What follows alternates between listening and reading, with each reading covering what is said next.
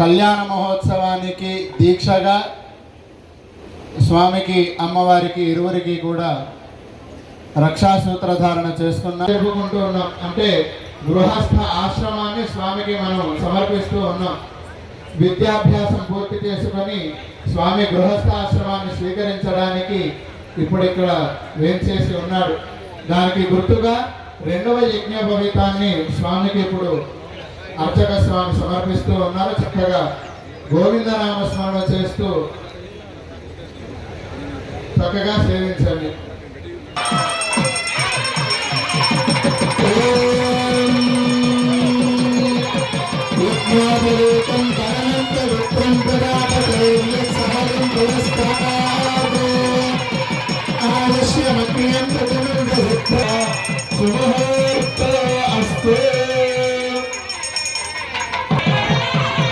స్వామి గోవిందనామాన్ని మనము ఎంత పలికితే మనకు అంత పుణ్యం వస్తుంది.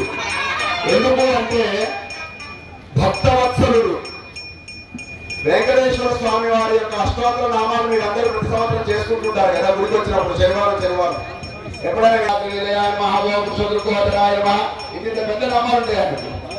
కొండ మీద ఎక్కి కూర్చుంటారు కాబట్టి పేరు చాలా పెద్దగా ఉంటాయి.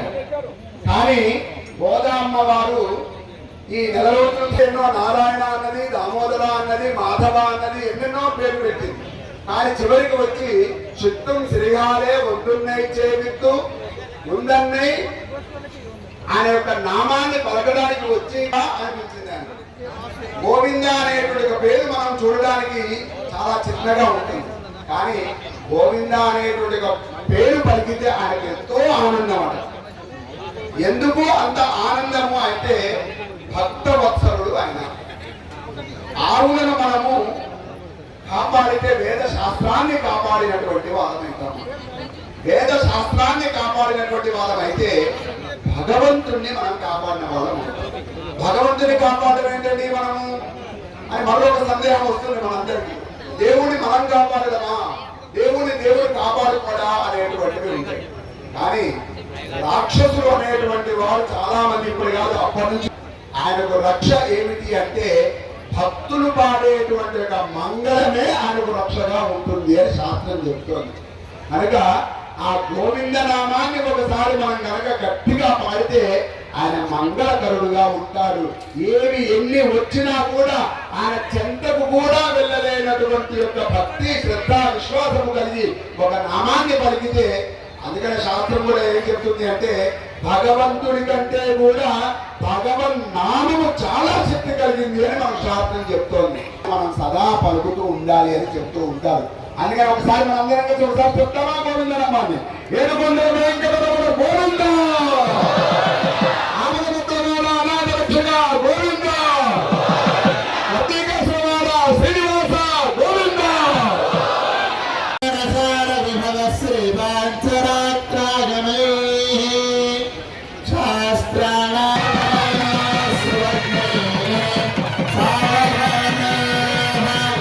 అవగమ్యారాయణ సమరే మహాసంకల్ప పఠనం కుర్యాత్.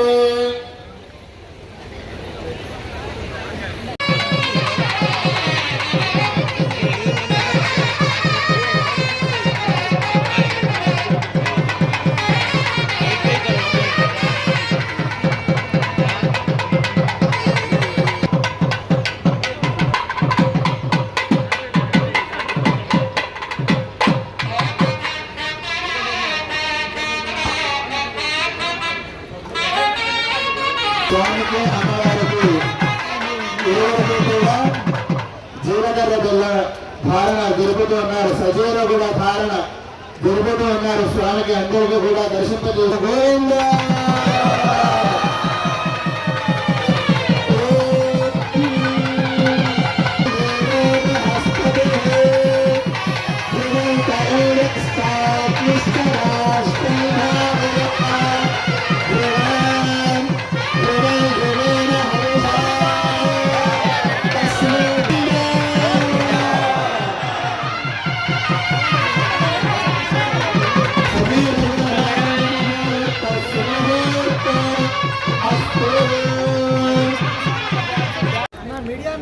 టైగర్ ఒక్కసారి సార్ వాళ్ళకి ఇక్కడ టైగర్ టైగర్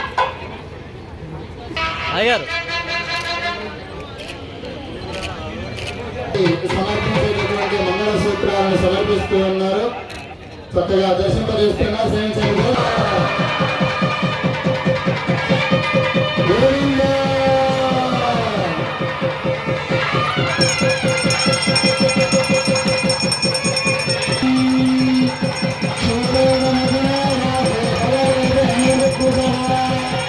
నమస్తే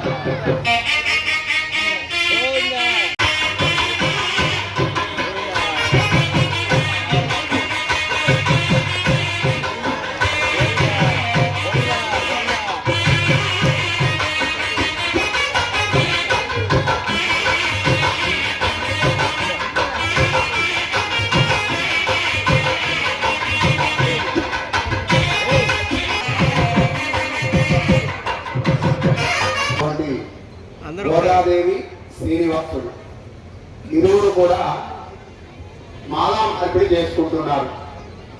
మరి మాంగళ్యసూత్ర ధారణ జరిగిన తర్వాత చక్కగా మాలా మార్పిడి కార్యక్రమాన్ని మనందరం కూడా చక్కగా రెండు చేతులెత్తి చప్పట్లు కొడుతూ మనం ఆనందాన్ని అనుభూతిని పొందాలి. ఎట్లా అంటే చప్పట్లు కొట్టడం అంటే కొత్త నుంచి ఏం తినలేదు అని మా శక్తి ఒళ్ళో కూర్చోవడం కాదు, లేదా కొట్టమంటే మన ఇష్టమైన కొట్టడం కాదు. ఇక్కడ చక్కటి కీర్తనలు వాయిస్తూ ఉంటారు. దానికి తగ్గట్టుగా ఆనంద పరవశంతో మనం అందరం కూడా చక్కగా చప్పట్లు కొడుతూ ఇది ఒక వేదిక మనం అందరం కూడా తిరిగిద్దాం.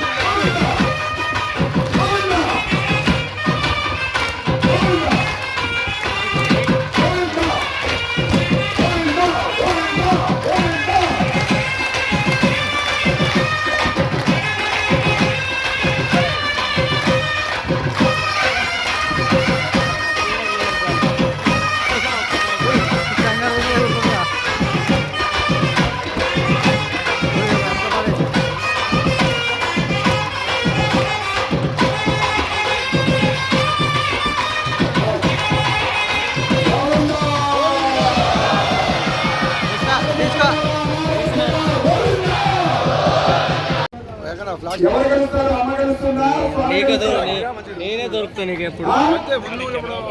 ఎవరు చెప్పలే గట్టిగా. గోదాదేవి గెలుస్తుందా? శ్రీనివాసుని గెలుస్తుందా? భక్తులాలు చెప్పాలి. గట్టిగా చెప్తే ప్రారంభమవుతుంది. గట్టిగా చెప్పండి. మీరు అందరూ అమ్మపై చదువుకుంటున్నారు. సో ప్రారంభమవుతుంది. నాయన జగడ పుట్టిన జాజర